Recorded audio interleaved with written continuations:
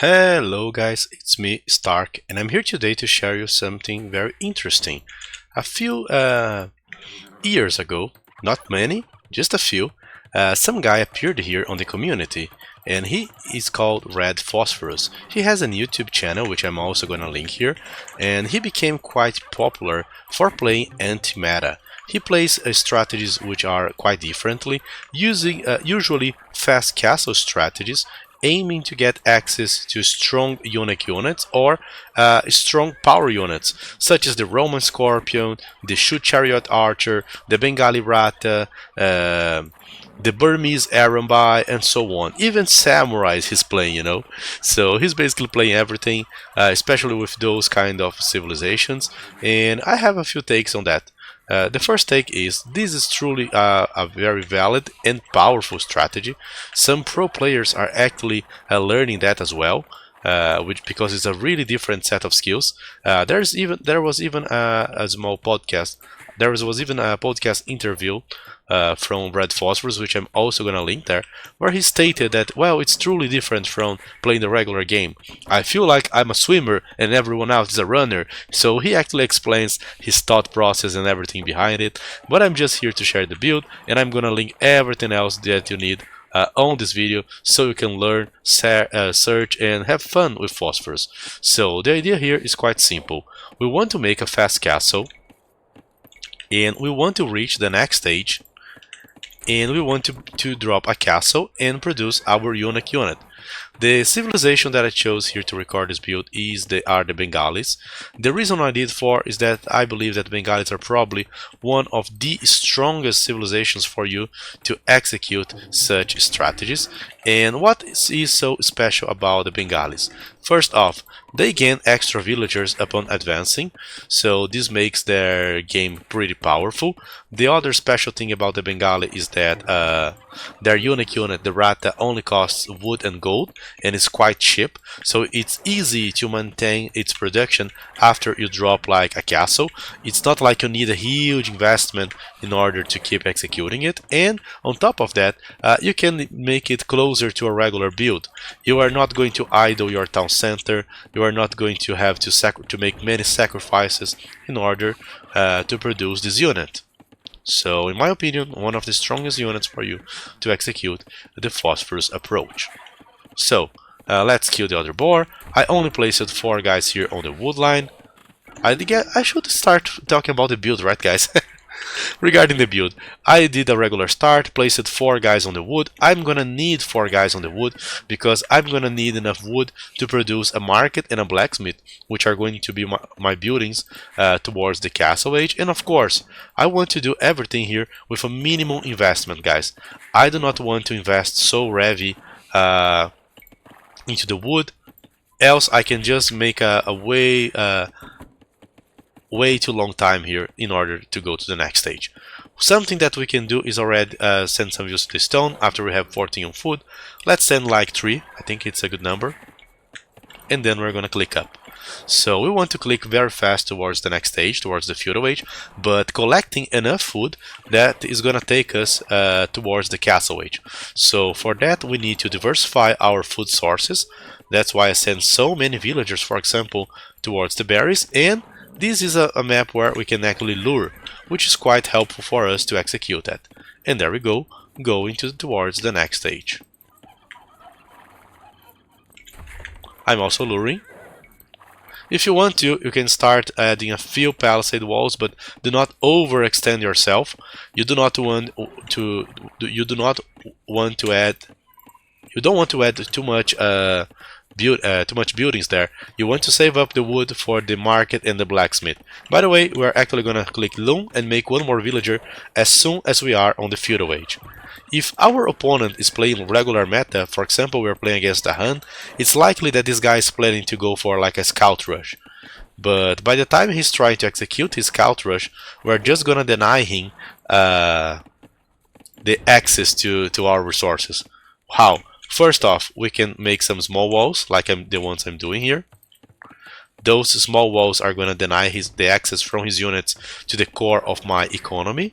And we're going to actually close the other side here of the economy using the market and the blacksmith. So we can just here place the market, place the blacksmith.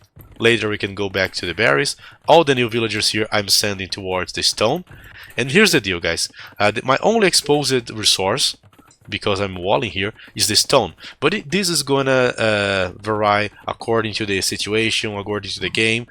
So this can actually be a bit different. I'm about to click to the next stage. I'm gonna sell stone, drop, return all the foods towards the TC, and then I'm gonna be able to click up to the next stage. Now I'm gonna send several more villagers to the stone.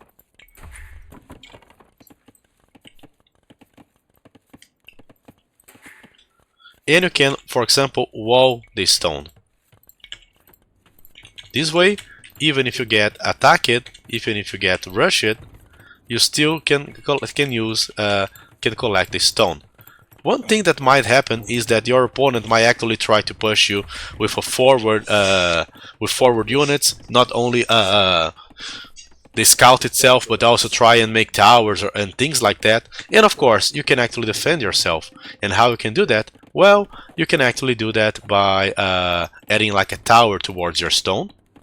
This is gonna defend the stone. You can even make like a second mining camp if it's necessary. Send even more villagers towards the stone.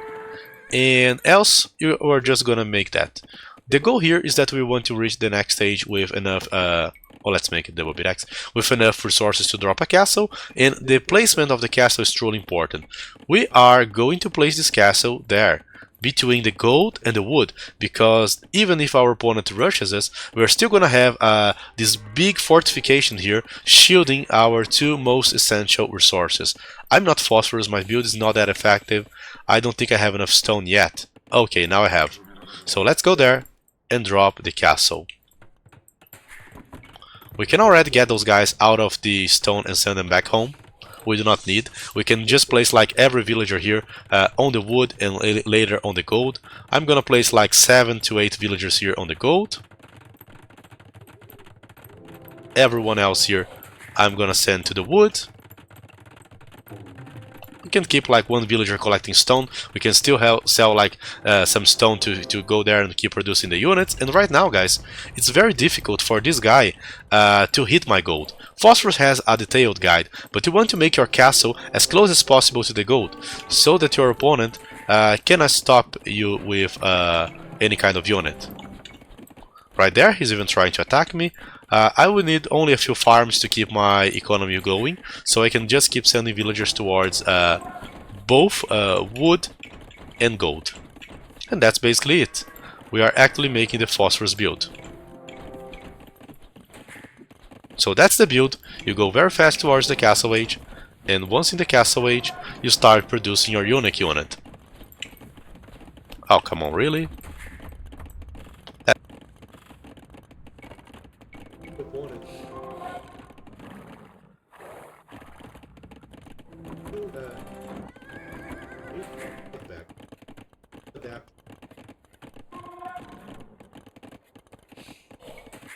Idea behind. By the rock, give a chance.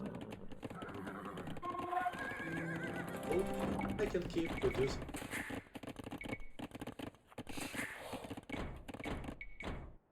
Don't need to. It's here. Not high. Me too.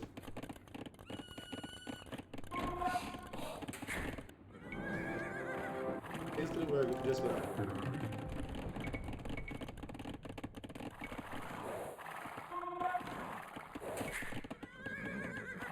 Close house. That's the idea. Going to get very difficult.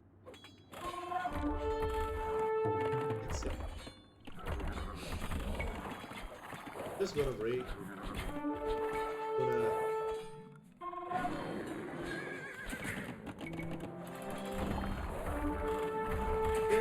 I feel like.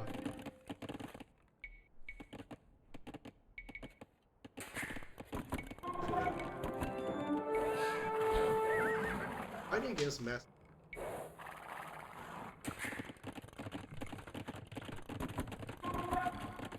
There are minutes. I trapped myself. Or this is not. Probably. Or you is it?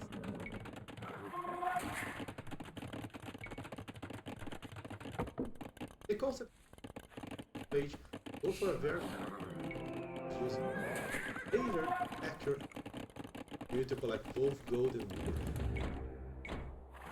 Doesn't matter. No way this guy cannot punish it. Barely have cannot punish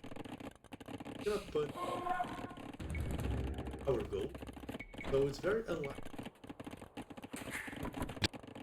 And we are On Castle Age producing a very powerful unit. So that's the basics of the Phosphorus build.